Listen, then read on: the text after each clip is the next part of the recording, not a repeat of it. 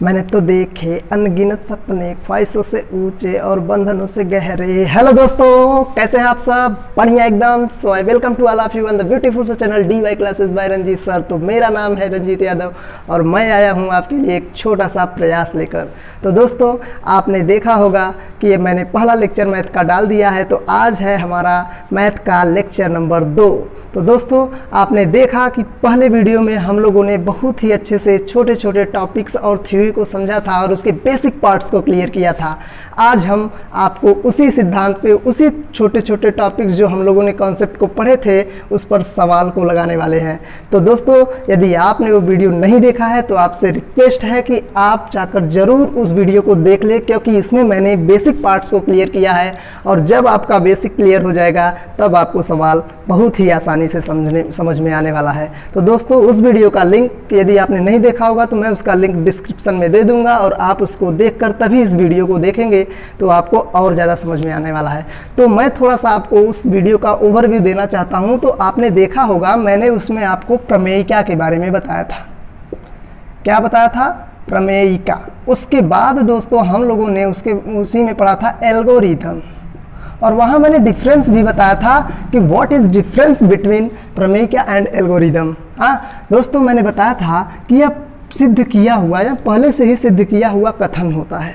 इसको प्रूफ करने की कोई ज़रूरत नहीं होती है, पहले से आपको दिया रहेगा ये स्टेटमेंट सत्य होता है। उसके बाद मैंने क्या कहा था कि एल्गोरिथम जो है यह सुपरिभाषित कथनों का एक संग्रह होता है, जो एक किसी अन्य प्रकार की विधि को हल, मतलब कि समस्या को हल करने के लिए एक विधि प्रदान करती है। अब इसका मतलब दोस्तों क्या है? मैंने बताया था कि प्रमेयिका को ही हम जोड़ कर क्या बनाते हैं? एल्गोरिथम। जैसे आप किसी के भी बारे में यदि जानने का प्रयास करेंगे तो उसमें क्या होगा, आपको एक एक स्टेप बताई जाती है। तो दोस्तों सेम टू सेम यही है एल्गोरिथम। बस आपको जो प्रमेयिका है उसका एक एक लाइन स्टेप बाय स्टेप यदि मिला दिया जाए, सुपरिभाषित कथनों का संग्रह मिला दिया जाएगा और उसके आधार पे हम एक विशेष प्रकार की समस्या को हल करें, वही हमारी है एल्गोरिथम। तो चलिए दोस्तों, बहुत ही सुंदर टॉपिक्स है। तो आपका पहला सवाल एल्गोरिथम पे ही आधारित है और इससे दोस्तों मैं आपको बता दूं, इसका सबसे बड़ा रोल है HCF निकालने में। जी हाँ दोस्तों, जिसे आप बचपन में मस कहते थे, मस हिंदी में बोला जाता है और इंग्लिश में HCF हाईएस्ट कॉमन फैक्टर। और आपने एक और भी एक नाम सुना होगा LCM। तो दोस्तों यहाँ LCM तो नहीं, लेकिन HCF की हमें बहुत जानकारी लेनी है, क्योंकि अभी मैं दिखाता हूँ इन दोनों में क्या डिफरेंस है। तो चलिए दोस्तों, अभी मैं आपको बताने वाला हूँ, ध्यान से देखिए। कह रहा निम्नलिखित का HCF ज्ञात करने के लिए, पहला क्वेश्चन है प्रश्नावली 1.1 का पहला क्वेश्चन, निम्नलिखित का HCF ज्ञात करने के लिए यूक्लिड विभाजन एल्गोरिथम का प्रयोग कीजिए। अभी दोस्तों जहाँ यूक्लिड विभाजन एल्गोरिथम है, यहाँ प्रमेयिका भी देगा, तो क्या है मैं आगे बताने वाला हूँ। लेकिन इसके लिए मैं थोड़ा सा आपको बता देना चाहता हूँ कि आप लोगों ने पिछले वीडियो में पढ़ा था A = BQ + R, और मैंने वहाँ बताया था कि यूक्लिड विभाजन प्रमेयिका वह प्रक्रिया है जिसमें क्या होता है, दो धनात्मक पूर्णांक A और B के ऐसे सॉल्यूशन होते हैं या ये ऐसे पूर्णांक प्राप्त होते हैं Q और R कि जिसकी सहायता से हम A को BQ + R के रूप में लिख सकते हैं। इसका मतलब हूबहू दोस्तों ये है कि जब आपको दो पूर्णांक A B दिए रहेंगे, अभी मैं आपको समझाने वाला हूँ उदाहरण के सहायता से, तभी आप यहाँ देख लीजिए। A और B पहले से आपको पूर्णांक दिए रहेंगे, इनके जरिए आपको दो ठो और मिलेंगे, Q और R इस प्रकार मिलेंगे कि आप उसको इस प्रकार लिख सकते हैं। और उसके बाद दोस्तों यहाँ एक कंडीशन दिया रहता है कि ये जो रिमाइंडर है, शेषफल है, ये 0 से बड़ा या 0 के बराबर होना चाहिए या इस B से छोटा होना चाहिए, बस। तो चलिए दोस्तों, आई होप आप लोगों ने वीडियो को देखा होगा। तो मैंने यहाँ यदि समझाया तो आपको बहुत ही अच्छे से आया होगा। अब मैं चलता हूँ एल्गोरिथम का प्रयोग करने।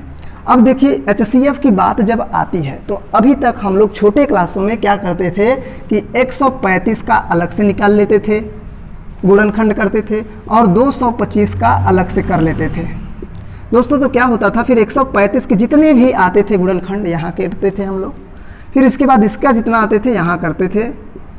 उसके बाद दोस्तों यदि जो मिल जाता था दोनों में, उसी का हम लोग क्या करते थे, जोड़ा बना लेते थे। कॉम्बिनेशन बनाने के बाद हम क्या करते थे, वही बोल देते थे कि यही इसका मस है। तो लेकिन दोस्तों हमें ऐसा नहीं करना है, क्योंकि यहाँ बोला है ज्ञात करने के लिए यूक्लिड विभाजन एल्गोरिथम का प्रयोग कीजिए। और ये क्या है, प्रमेयिका का छोटा छोटा कथन मिला दिया जाएगा, वही है एल्गोरिदम। चलिए अब मैं समझाता हूँ आपको। तो इसके लिए दोस्तों जो पहला चरण है, आपको क्या करना होगा, जब भी आपको दो संख्याएं दी हों और HCF एल्गोरिदम की विधि से ज्ञात करने के लिए बोला जाए, तो आप सबसे पहले क्या करेंगे, बड़ी वाली संख्या में छोटे वाले से भाग देंगे। बड़ी वाली संख्या में छोटे से भाग देंगे।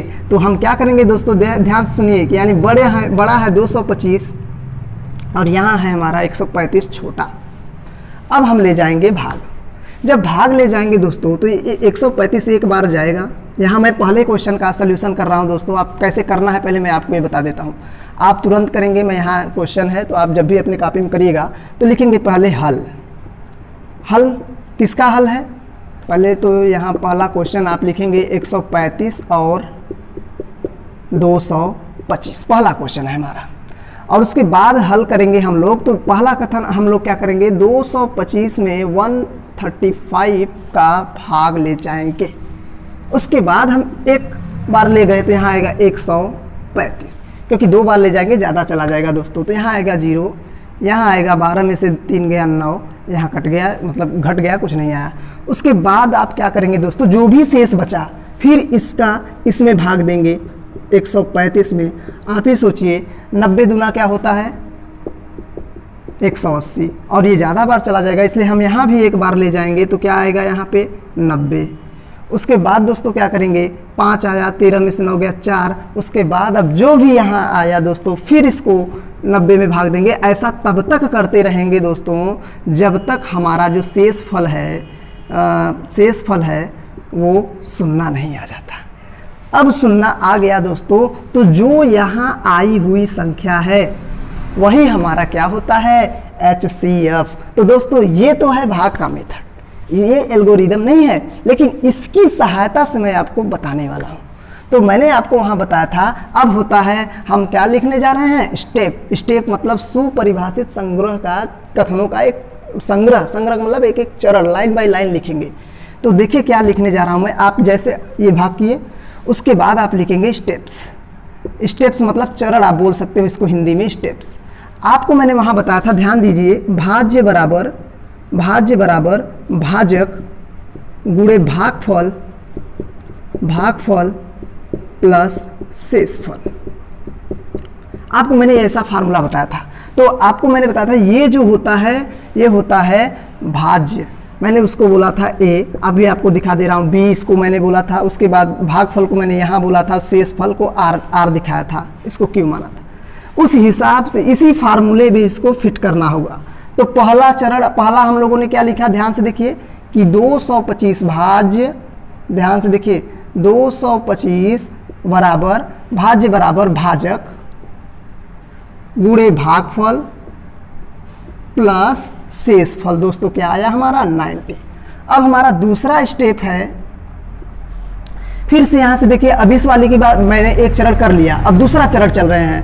अब इसमें भाज्य ये है बराबर भाजक गुणे भागफल प्लस शेषफल। उसके बाद दोस्तों हमारा थर्ड चरण है, थर्ड स्टेप है 90 मतलब भाज्य बराबर भाजक गुणे भागफल प्लस शेषफल। तो आपका जब ये तीनों स्टेप हो जाएगा तो आप लिखेंगे अतः HCF बराबर 45। यही दोस्तों आपका आंसर निकल के आया।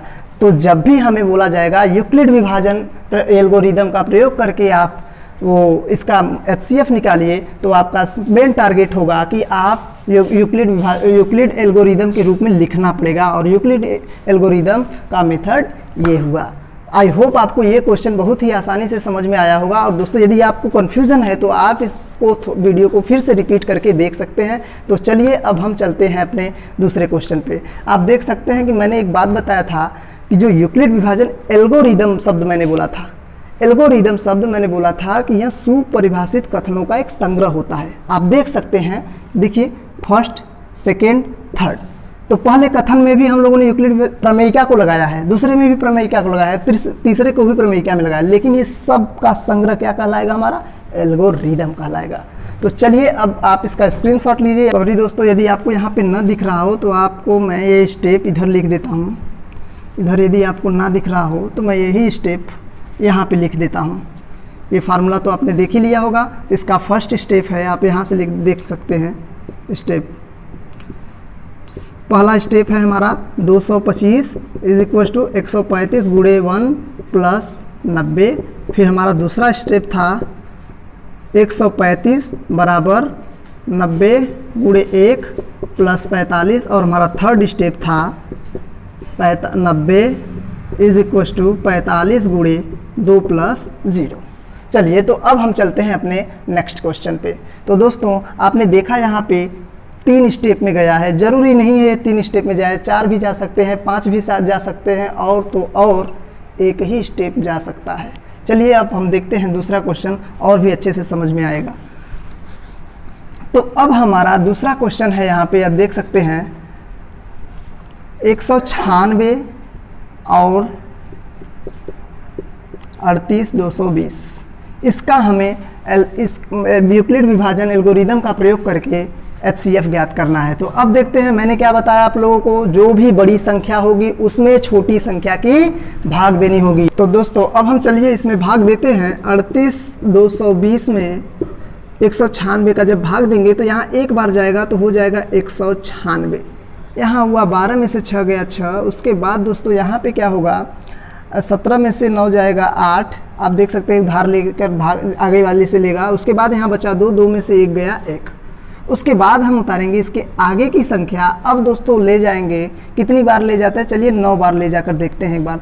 9 छंग 54, उसके बाद हासिल 5, 9 9 81, 81 और 5 86 की 6 हासिल 8। उसके बाद 9 1 का 9, 9 8 17। आप देख सकते हैं इसके नियर अबाउट गया है। तो आप देख सकते हैं 12 में से 4 जाएगा 8, और यहाँ बचा 5, 15 में से 6 जाएगा तो 9 6 15। उसके बाद दोस्तों यहाँ 0, यहाँ 0, इसका मतलब यहाँ कुछ नहीं आने वाला है। अब दोस्तों क्या करेंगे, हम आगे वाली संख्या को उतारेंगे। तो अब हम यदि इसको 5 बार ले जाएं तो आप देख सकते हैं 5 6 के 20, फिर यहाँ हासिल 2, 5 9 45 और 2 क्या होगा दोस्तों, 5 छंग 30, सॉरी दोस्तों, 5 6 के 30, 0 हासिल 3 होगा यहाँ पे। 5 9 45 और 3 48 हासिल 4। उसके बाद 5 1 का 5 और 4 9। आप देख सकते हैं यहाँ पे आ चुका है 0। तो दोस्तों यहाँ तो हमारा एक ही स्टेप में गया है, तो हम देख सकते हैं तो हमारा यही क्या हो जाएगा, इसका HCF हो जाएगा। तो लिखेंगे कि स्टेप्स क्या होगा इसका स्टेप क्या होगा, एक ही स्टेप है इसमें। तो आप लिखेंगे 38220 मतलब 38220 इज इक्वल टू भाज्य बराबर भाजक गुणे भागफल प्लस शेषफल। तो दोस्तों आप लिखोगे अतः HCF बराबर 196। तो दोस्तों आप इसी प्रक्रिया को आगे कर करके आप इसका भी अच्छे से सल्यूशन कर सकते हैं। तो मैं आपको ये होमवर्क में दे रहा हूँ, आप करेंगे और उसके बाद मुझे कमेंट में आंसर इसका लिख कर दिखाएंगे। तो चलिए दोस्तों अब हम चलते हैं आपको एक अच्छे से एग्जाम्पल पर लेकर। आप देख सकते हैं कि NCERT का उदाहरण नंबर 1 है, तो मैं उस क्वेश्चन को लिखता हूँ, तो आप तब तक आप इसका स्क्रीनशॉट ले सकते हैं। तो चलिए दोस्तों आप देख सकते हैं उदाहरण 1 का ये क्वेश्चन है। तो दोस्तों ये क्वेश्चन अपने आप में बहुत ही मस्त क्वेश्चन है। यदि आप इसको कर लेते हैं तो आपको यूक्लिड विभाजन एल्गोरिदम का यूज करके किसी भी दो संख्याओं का HCF निकालने में बहुत ही आसानी होगी। तो आप देख सकते हैं कि ये छोटा है और ये बड़ा, और मैंने बताया जब हम निकालना शुरू करेंगे तो सबसे पहले क्या करेंगे, बड़ी वाले में छोटे से भाग। तो चलिए वही काम करते हैं। और दोस्तों इसे ध्यान से देखिएगा, ये थोड़ा बड़ा है और ये आपके सारे कन्फ्यूज़न को दूर कर देगा। तो यहाँ 12,576 में मैं 4,052 का भाग दे रहा हूँ। तो आप देख सकते हैं 4 3 क्या होता है 12। थोड़ा सा आप भाग ले जाने में कन्फ्यूज मत होया कीजिए। आप देखिए थोड़ा सा कितना जा सकता है। आप देख सकते हैं 4 का 3 बार जाएगा तो 12 आएगा, और 52 का 3 में गुणा करते हैं। आप देख सकते हैं तो मैं इसको 3 बार ले जा रहा हूँ। आप देख सकते हैं तो क्या होगा, 4052 में आप 3 का गुणा करके देख सकते हैं। 3 दूना 6, 3 पचे 15 कि 5 हासिल 1, 3 0 0 की 1, 3 चौके 12, यानी हमारा आया 12,156। 12,156 आया दोस्तों। तो आप देख सकते हैं 6 में से 6 गया 0, 7 में से 5 गया 2, 5 में से 1 गया 4। उसके बाद दोस्तों क्या है, ये दोनों सेम चीज़ें हैं तो ये कट जाएगा। तो अब हम इस वाले का इसमें भाग देंगे, क्या हो गया 4052 में। अब दोस्तों क्या करते हैं, अब इसको भाग ले जाते हैं तो आप 3 बार इसको ले जा सकते हैं। तो आप देखिए, चलिए देखते हैं, नहीं सुन दोस्तों 3 बार नहीं, 420 है तो आप देखिए लगभग 4000 है, इसका मतलब हम 9 बार ले जाते हैं, क्योंकि 4 9 36 होगा, तो मैं इसको 9 बार ले जाने का प्रयास करता हूँ। 9 सुना है सुनना, 9 दूना 18 के 88 ले 1, 9 चौक 36, 9 चौक 36 और 1 38, 9 दूना 18 के 8, हाँ 9 चौक 36, सॉरी दोस्तों 36 से 1 37। तो आप देख सकते हैं मैं यहाँ 9 बार ले गया तो यहाँ आया 3780। दोस्तों ऐसी प्रक्रिया हमें तब तक करना है जब तक हमारा शेषफल 0 ना आ जाए। तो आप देख सकते हैं कि जब घटाएंगे तो यहाँ क्या आएगा 2, यहाँ से उधार लेगा इससे लेगा 15 में से 8 चला जाएगा 7, यहाँ 9 में 7 गया 2, 1 कट गया। अब आया दोस्तों 272। तो अब इस 272 का भाग देंगे इसमें। तो आप देख सकते हैं अब हमारा भाग एक ही बार जाएगा, क्योंकि 2 दूना 400 ऐसे ही हो जा रहा है और ये 72 है, तो इसका मतलब हम एक ही बार ले जाएंगे। तो ये आया हमारा 272। तो अब देख सकते हैं आप यहाँ 10, आप देख सकते हैं जब यहाँ 10 में से 2 गया तो क्या आ जाएगा यहाँ पे 8, और यहाँ हुआ 1 बचा है, तो जब इससे लेगा 11 में 7 गया तो यहाँ क्या बचेगा 4, और दोस्तों यहाँ क्या आएगा 3 बचा, तो यहाँ होगा 148। इसलिए मैं बोल रहा हूँ दोस्तों, यदि कहीं भी आपका दिमाग भटका तो आपका सवाल या कुछ पूरा तरीके से गलत हो सकता है। तो दोस्तों मैंने तो यहाँ पकड़ लिया, लेकिन आप ध्यान से करिएगा और एक क्वेश्चन को आप 2 बार 4 बार 5 बार 6 बार रिपीट कीजिए, आपको आना तय है। तो आप देख सकते हैं यहाँ आया 148। अब सही है दोस्तों 272। अब फिर हम देखेंगे 2 बार ले जाने का प्रयास करेंगे, ज़्यादा चला जाएगा। आप देख सकते हैं 2 बार जाएगा तो 2 8 16 ले 1, 2 चौके 8, हाँ 2 चौके 8 1 9 और 2 1 कम, तो देखिए 296 चला गया, लेकिन हमें जाना है 272 में, तो हम एक बार ले जाएंगे 148। आप देख सकते हैं जब इसमें घटाएंगे तो 12 में से 8 जाएगा 4, और यहाँ बचा है 6 में से 4 गया 2, और यहाँ 2 में से 1 जाएगा 1। अभी से 124 का भाग देंगे 148 में, ध्यान से देखिएगा दोस्तों। उसके बाद क्या करेंगे, इसको भी हम एक ही बार ले जाएंगे। तो क्या आया हमारा 124, तो घटाएंगे 8 में से 4 गया 4, 4 में से गए 2 गया 2। अब यहाँ देख सकते हैं 124 आया, और इस 124 का जब इसमें 24 का 124 में भाग देंगे तो 5 बार जाएगा, 5 चौको 20, 5 दूना 10 और 2 12, क्योंकि 24 पंजे होता है 120। अब यहाँ पे बच गया हमारा 4, और अब दोस्तों क्या करेंगे, अब इस 4 का 24 में भाग दे देंगे, 24 में भाग दे देंगे तो 4 6 24, और हमारा शेष आ गया 0। तो आप देख सकते हैं ये कितना बड़ा भाग था। और दोस्तों यदि आप इसे 1 बार 2 बार कर लेते हैं, 3 बार कर लेते हैं, तो आपका सारा कन्फ्यूजन दूर हो जाएगा। तो दोस्तों चलिए अब मैं आपको लिख देता हूँ क्या, ये तो हमारा है प्रोसेस कैसे करना है। अब हम चलते हैं अपने एल्गोरिदम के मेथड से कैसे लिखेंगे। तो अब तो हम जान गए हैं कि हमारा यही वाला क्या होगा HCF, जो अंतिम में काटने पर बचेगा वही होता है HCF। तो आप देख सकते हैं अब लिखते हैं स्टेप्स में क्या है दोस्तों, पहला हम लोगों ने क्या किया था, पहले चरण में भाज्य ये था, भाजक ये, भागफल ये, शेषफल ये। तो हम क्या करेंगे, भाज्य बराबर भाजक गुणे भागफल प्लस शेषफल। शेषफल हमारा है 420। दोस्तों ये बोर्ड थोड़ा छोटा पड़ जा रहा है तो आप कर लीजिएगा। अब यहाँ देख सकते हैं, अब इसके लिए देखते हैं दूसरे चरण में स्टेप में। तो ये हुआ हमारा 4052। उसके बाद दोस्तों ये हुआ भाज्य बराबर भाजक गुणे भागफल प्लस शेषफल 272। अब हम थर्ड स्टेप में चलते हैं अपने। तो इसके लिए ये हुआ हमारा 420 इज इक्वल टू 272 गुणे 1। उसके बाद यहाँ पे करेंगे हमारा शेषफल 148। अब फोर्थ में चलेंगे दोस्तों, तो हमारा आएगा यहाँ पे 272 भाज्य बराबर भाजक गुणे भागफल प्लस शेषफल। उसके बाद अब इसके लिए चलेंगे 5 वाले स्टेप में। तो हमारा इसके यहाँ होगा भाज्य बराबर भाजक गुणे भागफल प्लस शेषफल। अब हमारा छठवां स्टेप है, देख सकते हैं आप यहाँ पे 124 यानी भाज्य बराबर भाजक गुणे भागफल प्लस शेषफल। उसके बाद हमारा 7वां स्टेप है भाज्य बराबर, यहाँ ये 24 भाज्य है, भाजक गुणे भागफल प्लस शेषफल। तो लिखेंगे अतः HCF बराबर 4। तो दोस्तों हमारा फाइनली HCF निकल कर आ गया है। तो आप देख सकते हैं कितना ही मस्त क्वेश्चन था, और भले बड़ा था दोस्तों, लेकिन अपने आप में शानदार क्वेश्चन है। तो आप इसका स्क्रीनशॉट लीजिए, तब मैं ले चलता हूं आपको अगले क्वेश्चन पर। तो अब जो मैं क्वेश्चन बताने जा रहा हूं दोस्तों, वो एक स्पेशल टाइप का क्वेश्चन है, और यदि आप इसे समझ गए तो आप इससे रिलेटेड 3-4 क्वेश्चन को सॉल्व करने वाले हैं। आप प्रश्नावली 1 के जो 1.1 है उसमें आप क्वेश्चन 2, क्वेश्चन 3, जितने भी क्वेश्चन आपको नीचे मिलेंगे सब इसी पे बेस्ड मिलेंगे। तो इसे आपको बहुत ही अच्छे से समझना होगा। दोस्तों ध्यान से मेरी बातों पर ध्यान दीजिए।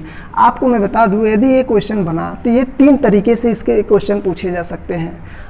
क्या क्या हो सकता है? पहला आपसे पूछ सकता है धनात्मक पूर्णांक होना चाहिए, धनात्मक पूर्णांक,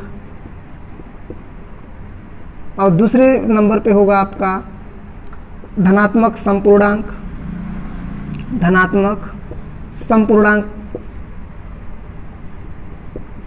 और तीसरे नंबर पे है आपका धनात्मक विषम पूर्णांक। दोस्तों अभी मैं शुरू में बता रहा हूँ क्योंकि आप इसके बारे में अभी कुछ भी नहीं जानते, इसलिए आपको थोड़ा सा हल्का सा बोरिंग लगेगा, लेकिन मेरी बातों को ध्यान से समझने का प्रयास कीजिए। और यदि आप इसको समझ गए तो मैं गारंटी देता हूँ आप हर टाइप के क्वेश्चन को इसी आधार पे आप अच्छे से लगाओगे इसमें। तो धनात्मक विषम पूर्णांक, अब मैं कहना क्या चाहता हूँ ध्यान से सुनिए। जब भी आपको क्वेश्चन बनेगा या तो इसके बारे में पूछ सकता है, केवल उस क्वेश्चन में इसके बारे में मेंशन किया हो, या केवल और केवल पूछ सकता है धनात्मक समपूर्णांक के बारे में पूछ सकता है, या केवल धनात्मक विषम पूर्णांक, या कभी कभी इन दोनों को एक ही क्वेश्चन में देकर पूछ सकता है। आप इस क्वेश्चन को पढ़िए ध्यान से, देखिए, कह रहा दर्शाइए कि प्रत्येक धनात्मक समपूर्णांक 2q के रूप का होता है तथा प्रत्येक धनात्मक विषम पूर्णांक प्रत्येक धनात्मक विषम पूर्णांक 2q + 1 के रूप का होता है। अब आप समझ गए होंगे कि मैं क्या कहना चाहता हूँ। इस क्वेश्चन को इस प्रकार भी बना सकता है कि केवल यही पूछ ले, दर्शाइए कि प्रत्येक धनात्मक समपूर्णांक 2q के रूप का होता है, बस यही क्वेश्चन बन सकता है। यह पूछ सकता है दर्शाइए कि प्रत्येक धनात्मक विषम पूर्णांक 2q + 1 के रूप का हो सकता है, यह भी क्वेश्चन पूछ सकता है, या ये दोनों मिलाकर पूछ सकता है। तो अब बात आती है सर पूर्णांक का मतलब, तो आप समझ, मैंने आपको पहले से ही बताया था। इसका मतलब मैं आपको बता देता हूँ इन दोनों का मतलब क्या है। कि जैसे मैं आपको दे रहा हूँ 1, 2, 3, 4, 5, 6, 7, 8 और भी ऐसे ऐसे नीचे होते हैं, लेकिन मुझे इतने का काम है। अब आप देख सकते हैं मैं इसको क्या लिख सकता हूँ, आप ही बताइए ध्यान से। 2 × 1 + 0 लिख सकता हूँ, आप देख के बताइए, क्योंकि 2 1 कम, 2 + 0। इसको आप क्या लिख सकते हैं? 2 × 0 + 1, क्योंकि 2 में 0 का गुणा करोगे तो 0, फिर उसके बाद 1 ये वाला आ गया। आप यहाँ देख सकते हैं मैं इसको करूँ तो 2 × 1 प्लस, फिर यहाँ 2 1 कम 2 1 जोड़ सकते हैं। इसको मैं देखने का प्रयास कर रहा हूँ 2 × 2 + 0। उसके बाद मैं इसको करने का प्रयास कर रहा हूँ 2 × 2 + 1। आप यहाँ देखिए 2 × 3 + 0। फिर यहाँ देख सकते हैं आप 2 × 3 + 1। जब भी आप ऐसा करेंगे 2 × 2 नहीं, अब यहाँ पे हम 4 करते हैं, तो आप देख सकते हैं 4 दूना 8 + 0।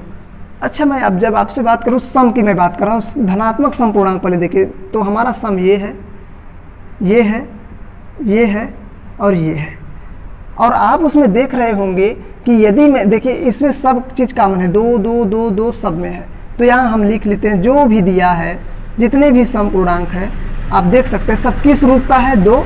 और q जो है दोस्तों पूर्णांक है, वो से मतलब कि भागफल है, जो भी आ सकता है इसमें। 0 1 1, यहाँ देखिए 2 है, यहाँ q 2 है, यहाँ 3, यहाँ 3, यहाँ 4 आ गया, तो इसका मतलब ये q मैं नाम दे देता हूँ। q कुछ भी पूर्णांक हो सकता है, भाग देने पर आपका जो भी आए, 0 आ रहा है, भागफल 3 आ रहा है। जैसे मैं यहाँ 6 है, 6 में मैं यदि 4 का भाग दे रहा हूँ तो 4 1 का 4, यहाँ 2 तो यहाँ 1 आ गया। यदि मैं यहाँ 3 लेता तो 2 आता, यहाँ मैं 2 लेता तो यहाँ 3 आता, ऐसे आ सकता है। तो वही बात है, तो q कुछ भी पूर्णांक हो सकता है, यहाँ लिखा है जहाँ q एक पूर्णांक है। अब बात आती है विषम की, तो विषम देखिए दोस्तों 1 3 और उसके बाद 5 और उसके बाद हमारा है 7। अब इनको देखिए तो इसमें हम क्या लिख सकते हैं, ध्यान से देखिए, 2 गुणे 1, 2 गुणे 0 प्लस 1, 2 गुणे 1 प्लस 0, 2 गुणे 1 प्लस 1, ऐसे आप देख सकते हैं। पहले मैं इसकी विषम की बात कर रहा हूँ, तो इस 1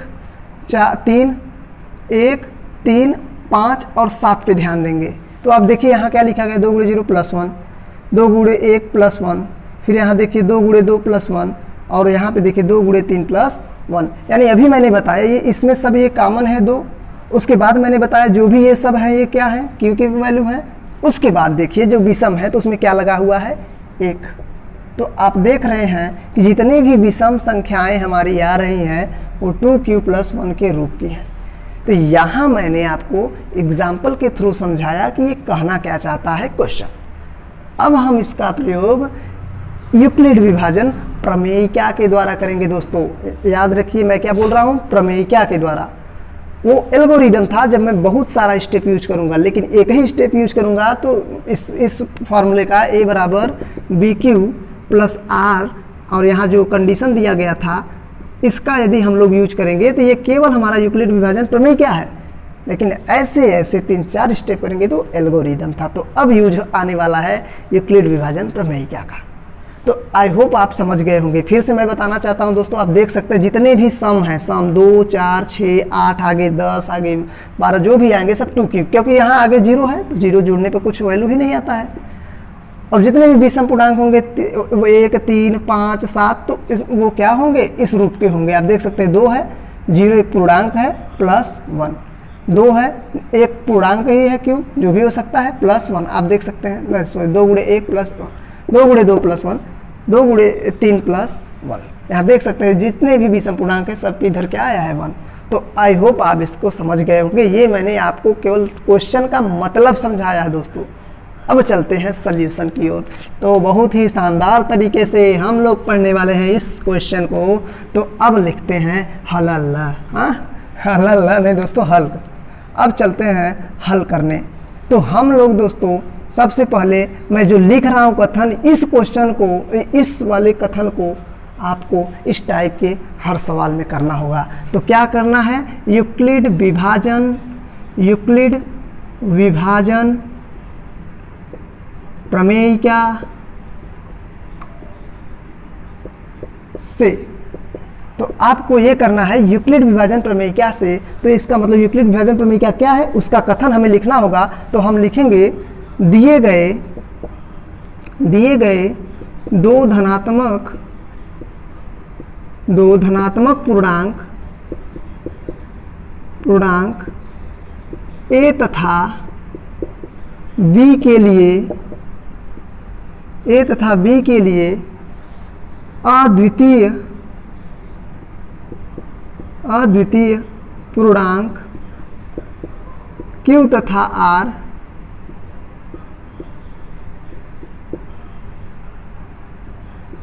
विद्यमान, q तथा r विद्यमान है के लिए ऐसी, क्या लिखा है, के लिए ऐसी अद्वितीय पूर्णांक, यहाँ आप लिखेंगे दिए गए दो धनात्मक पूर्णांक a तथा b के लिए ऐसी अद्वितीय पूर्णांक q तथा r विद्यमान हैं कि हम लोग क्या हो लिख सकते हैं, a बराबर BQ + R। अब आप कहेंगे सर जी आपने तो ये कथन नहीं लिखवाया था, आपने तो कुछ दूसरे स्टाइल में लिखवाया था। हाँ दोस्तों, लिखवाया दूसरे स्टाइल से था, लेकिन मतलब वही है। आप देख सकते हैं कि दिए गए दो धनात्मक पूर्णांक, मैंने भी बोला था वहाँ, दो यूक्लिड विभाजन प्रमेय एक ऐसी प्रक्रिया है जिसमें a तथा b दो ऐसे पूर्णांक होते हैं जिनके लिए q तथा r इस प्रकार प्राप्त होते हैं, q तथा r इस प्रकार प्राप्त होते हैं। यहाँ देखिए r लिखा है, इस प्रकार प्राप्त होते हैं कि a को हम BQ + R लिख सकते हैं। तो वही है। उसके बाद दोस्तों यहाँ क्या लिखा गया है, 0 is less than r equal, उसके बाद यहाँ दिया गया है r, यहाँ पे दिया गया है b। अब ये तो कथन मैंने लिख लिया। अब जब भी आप क्वेश्चन पढ़ोगे तो दोस्तों, तो उसमें आपको जो ये दिया रहता है हमेशा q के साथ जो भी लगा रहेगा वो v की वैल्यू होती है। ध्यान से दीजिएगा कि जो भी q से लगा हुआ संख्या रहेगा वो v की वैल्यू होगा। और हमें करना क्या होगा कि a की वैल्यू को पता करना होगा। ये पता रहेगा किसमें, क्वेश्चन में रहेगा। जहाँ भी क्यू रहेगा आप वहाँ देखिए उसकी संख्या को क्वेश्चन में पता रहेगा और हमें तरह तरह के ए को फाइंड करना होगा। अभी मैं आगे चलता हूँ तो आपको समझ में आ जाएगा। तो आप इसको समीकरण 1 मान सकते हैं। अब देखिए दोस्तों कि अब की दिया क्या है, आपको दिया था 2q, तो यहाँ दिया था 2q + 1 के रूप का। तो हम देख रहे हैं ये वाली हमारा क्या है, अभी मैंने बताया q के साथ जो भी संख्या लगा रहेगा वो होगा b। तो यहाँ लिखेंगे माना, यहाँ देख सकते हैं क्या लिखेंगे, माना b = 2। अच्छा, जब b = 2 हो गया दोस्तों तो आप देख सकते हैं जहाँ जहाँ इस फार्मूले में b है वहाँ आप पुट कर दीजिए। चलिए पुट करते हैं। a बराबर b के जगह पे मैंने क्या कहा 2 है, यहाँ q प्लस यहाँ पे r। अब यहाँ देख सकते हैं 0 is less than r equal r। उसके बाद दोस्तों क्या करना है, यहाँ b के जगह पे हम लोग रखेंगे 2। अब आप देख सकते हैं कि या इसका मतलब आप समझ रहे हैं 0 से के बराबर चलेंगे लेकिन 2 से छोटा रह जाएंगे। तो आप देख सकते हैं तो यहाँ पे r की वैल्यू हमारा आएगा, एक 0 आएगा और 1 आएगा, क्योंकि दोस्तों अब आगे नहीं जाएंगे 2, क्योंकि यहाँ लेस देन लिखा है यानी छोटा होगा r की वैल्यू लेकिन 0 से शुरू होगा। तो यहाँ मैंने देखा r की 2 वैल्यू आई। अब मैं आपको बताता हूँ जितने r के वैल्यू आएंगे उतने का केस बनेंगे। केस का मतलब दोस्तों स्टेप बनेंगे हमारे क्वेश्चन को सॉल्व करने के। तो चलिए अब हम समझते हैं। अब देख सकते हैं हमारा यहाँ तक बहुत ही अच्छे से आ चुका है दोस्तों। अब हम चलते हैं आगे। तो आगे देखते हैं तो हम लिखेंगे केस नंबर 1। याद रखिए दोस्तों, अब यहाँ r की वैल्यू 2 ठो आई है, एक 0 आई है, एक 1। तो हम केस 2 तक जाएंगे। क्या जाएंगे, केस 1 में यदि r बराबर 0 हो, तो यदि इसका मतलब r की वैल्यू हम 0 जब लेंगे तो क्या समीकरण 1 हम लोगों ने जो बनाया है समीकरण 1 से, समीकरण दोस्तों ये वाला है, आप इस सब को मत लीजिएगा। समीकरण मतलब ये वाले, इस वाले की मैं बात कर रहा हूँ। तो समीकरण 1 से जब समीकरण 1 की बात करेंगे तो आप देख सकते हैं a ऐसे ही रहने देते हैं, हमारा ये b है, समीकरण 1 ये है दोस्तों, सॉरी समीकरण 1 यहाँ होगा, समीकरण 1 हमारा ये है। मैं इसी को यहाँ बना देता हूँ, ध्यान दीजिएगा, मेरे इससे मतलब है। यहाँ लिखेंगे a बराबर 2q प्लस r की वैल्यू लिखेंगे 0, यानी a बराबर यहाँ हुआ हमारा 2q। इसका मतलब आप देख सकते हैं दोस्तों जब इसमें 2 से डिवाइड करोगे तो 2 से ये कट जाएगा, तो क्या आएगा, पूर्णांक। तो हम यहाँ काट नहीं रहे हैं, लिखेंगे चूंकि यह संख्या 2 से भाज्य है, इसलिए 2q क्या लिखेंगे, एक विषम नहीं, जो भी संख्याएं 2 से कट जाती हैं वो सम पूर्णांक होते हैं, सम धनात्मक पूर्णांक होती हैं, सम धनात्मक या धनात्मक सम पूर्णांक होते हैं। एक ही बात है दोस्तों, आगे पीछे हो सकता है। सम धनात्मक पूर्णांक होते हैं वो है या धनात्मक सम पूर्णांक है, एक ही बात है। अब चलते हैं केस नंबर 2 पे दोस्तों। क्या करना है केस नंबर 2 में, अब हमें लेना है 0, तो हम लोगों ने ले लिया। अब 1 पे चलते हैं। यदि r बराबर 2 हो, सॉरी 1 हो तो दोस्तों फिर समीकरण 1 यूज करेंगे। देख सकते हैं समीकरण हमारा यही है, a बराबर 2q और r के जगह पे हम रख देंगे 1। अब देख सकते हैं दोस्तों, अब क्या 2 से आप इससे डिवाइड कर सकते हैं। 2 का मतलब ये है, 2 से भाग देने का मतलब ये है दोस्तों, जब पूरे में दे तो कट जाए। आप इसमें देंगे अलग से तो ये तो कट जाएगा, लेकिन ये पूरी तरह से नहीं कटेगा। तो लिखेंगे चूँकि यह संख्या 2 से भाज्य नहीं है, इसलिए जो 2q प्लस 1 एक धनात्मक विषम पूर्णांक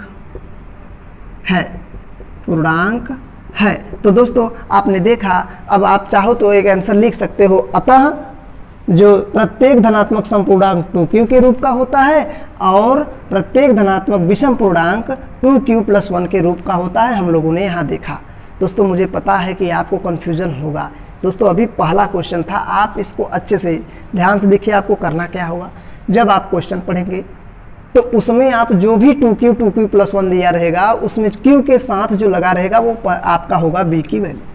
सबसे पहले सोल्यूशन करेंगे तो आपको यूक्लिड विभाजन प्रमेय का कथन लिख देना होगा। और आपको ये सब अभी 2-4 क्वेश्चन आगे आने वाले हैं, आपको ये अपने दिमाग में रटा जाएगा यदि आप बार बार करेंगे इसको। तो लिखेंगे दो दिए गए दो धनात्मक पूर्णांक ए तथा बी के लिए ऐसी अद्वितीय पूर्णांक क्यू तथा आर विद्यमान है कि वही ए जो है हम लोग इसको इस प्रकार लिख सकते हैं।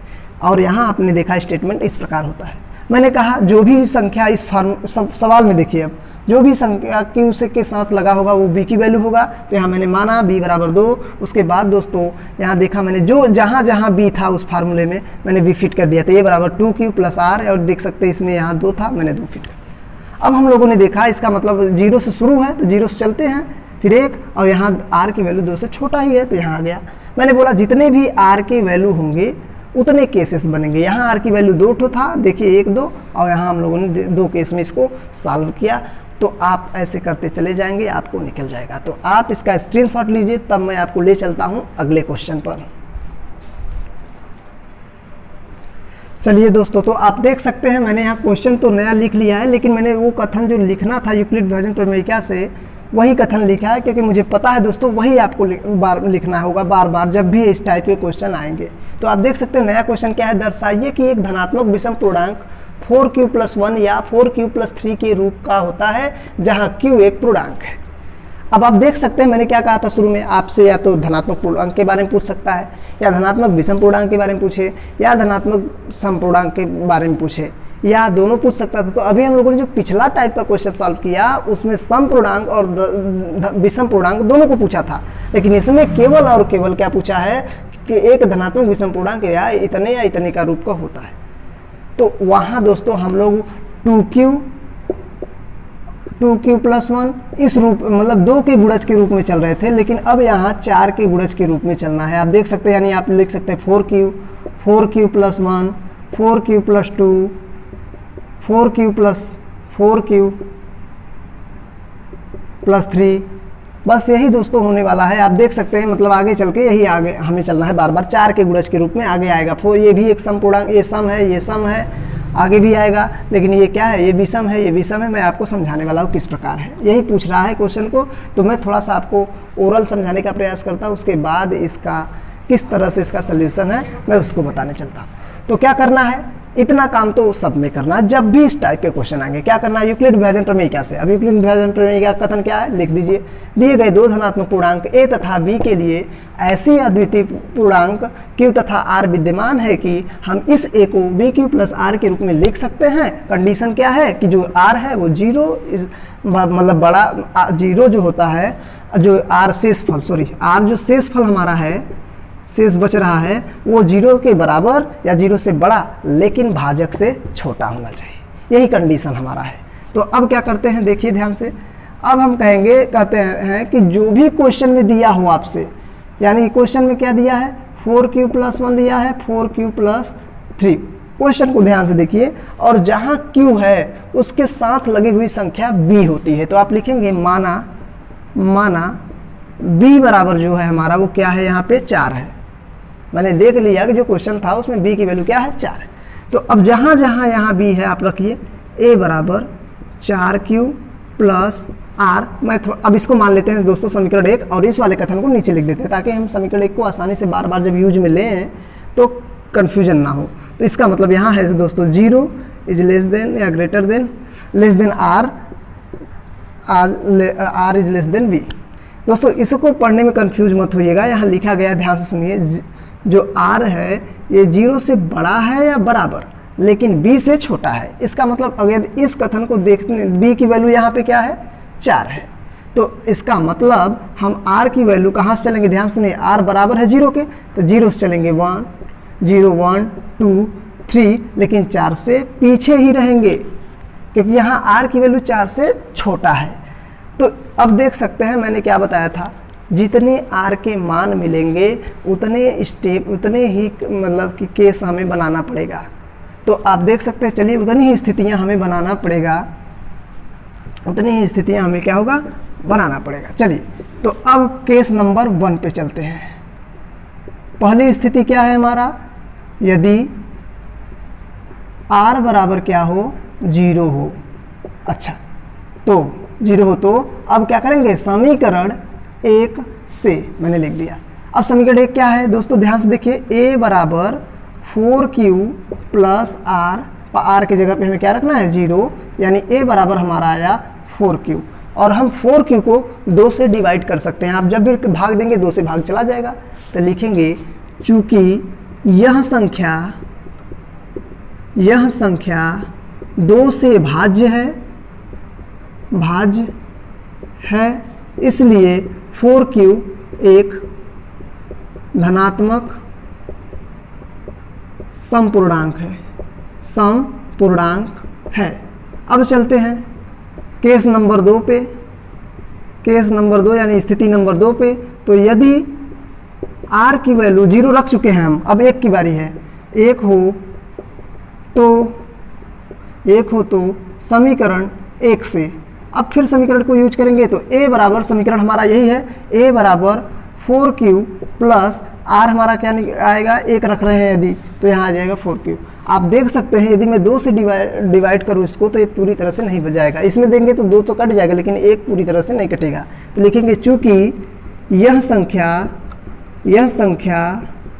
2 से भाज्य नहीं है, इसलिए 4q प्लस 1 एक विषम पूर्णांक है। जो भी 2 से विभाजित नहीं होंगी संख्याएं वो विषम बोल सकते हो, आप उसको विषम पूर्णांक है, धनात्मक विषम पूर्णांक बोल सकते हैं दोस्तों। तो मैंने यहाँ केवल विषम पूर्णांक लिखा है। अब हमारा है दोस्तों, यदि आप इसको स्क्रीनशॉट लें तो मैं इसको यहाँ जगह नहीं है तो इसको आगे सॉल्व कर सकता हूँ। तो चलिए दोस्तों, तो अब मैं चलता हूँ दोस्तों इसको आगे सॉल्यूशन करने। तो आप इसका स्क्रीनशॉट ले लिए होंगे, तो मैं इसको मिटाता हूँ ताकि जगह नहीं है दोस्तों, नीचे जाऊँगा तो आपको दिखेगा नहीं। तो यहाँ देख सकते हैं, अब हमारा केस नंबर आया 3। केस नंबर तीसरी स्थिति हमारा क्या है दोस्तों, यदि r का मान क्या हो 2 हो तो, क्योंकि हम लोगों ने देखा था r की वैल्यू 0, 1, 2, 3 आई थी, तो अभी 2 पे चल रहे हैं। r हो तो समीकरण 1 से, अब समीकरण तो मैंने मिटा दिया है, तो आपने अपने कॉपी में उतारा होगा दोस्तों, तो उसको देख लीजिएगा। तो यहाँ देख सकते हैं, तो हो जाएगा a बराबर 4q प्लस यहाँ आएगा 2। अब ध्यान से देखिए, आप इसमें से 2 कॉमन ले सकते हैं। कॉमन का मतलब ये है दोस्तों भाग। आप देखिए 2 से जब इसको कॉमन लेंगे तो 4q प्लस 1। अब आप देख सकते हैं जब इसमें 2 से डिवाइड करोगे तो 2 से ये 2 कट गया, इसका मतलब ये संख्या 2 से कट जाएगी। तो लिखेंगे चूँकि यह संख्या, सभी में एक ही चीज लिखना है दोस्तों से, कि चूँकि यह संख्या 2 से भाज्य है, इसलिए 2 मतलब यहाँ लिख सकते हैं 4q प्लस 2 एक धनात्मक समपूर्णांक है। तो अब हमारा दोस्तों केस नंबर 4 है कि यदि r बराबर 3 हो तो समीकरण 1 से। अब आप देख सकते हैं दोस्तों, a बराबर 4q प्लस क्या हो जाएगा हमारा 3, और ये 2 से डिवाइड होने वाला नहीं है। तो अब हम क्या कर सकते हैं, लिख सकते हैं दोस्तों, चूंकि यह संख्या 2 से भाज्य नहीं है, अतः यह 4q प्लस 3 क्या है, विषम। तो अब बात आती है मैं किसको पहचानूं। तो दोस्तों पहचानने की बात आई है, तो आप देख सकते हैं हमें जिसका काम है उससे मतलब है। बताया है कि दर्शाइए कि धनात्मक विषम पूर्णांक 4q प्लस 1 या 4q प्लस 3 के रूप का होता है। इसका मतलब दोस्तों कि अब हमें मिल चुका है 4q प्लस 1 एक विषम पूर्णांक है, 4q प्लस 3 भी एक विषम पूर्णांक है। तो आप इसका स्क्रीनशॉट लीजिए, तब मैं ले चलता हूं आपको अगले क्वेश्चन पर। तो दोस्तों आई होप आपने इसका स्क्रीनशॉट ले लिया होगा। दोस्तों यहाँ मैंने छोड़ दिया तो मैं पूरा कर देता हूँ, अभी देख सकते हैं। तो आप लिखेंगे चूँकि यह संख्या 2 से भाज्य नहीं है, इसलिए 4q प्लस 3 जो है एक धनात्मक विषम पूर्णांक है। तो दोस्तों आपने कहीं सीखा होगा कि यदि किसी व्यक्ति के अंदर एक अच्छाई के गुण और एक बुराई के गुण है तो अच्छाई वाले गुण को आप सीख लीजिए, बुराई वाले को छोड़ दीजिए। मेरा कहने का तात्पर्य यहाँ ये है दोस्तों कि आपसे क्वेश्चन पूछा है 4q+1 या 4q+3 के रूप का होता है कि धनात्मक विषम पूर्णांक। तो आप जब ये क्वेश्चन सॉल्व किए हो तो आपके सॉल्यूशन में धनात्मक सम पूर्णांक की भी चर्चा हो गई है, लेकिन आपको मतलब किससे है, जहां आपको 4q+1 या 4q+3 के रूप का हो। तो आप फाइनली क्वेश्चन के अंत में लिख सकते हैं, अतः प्रत्येक धनात्मक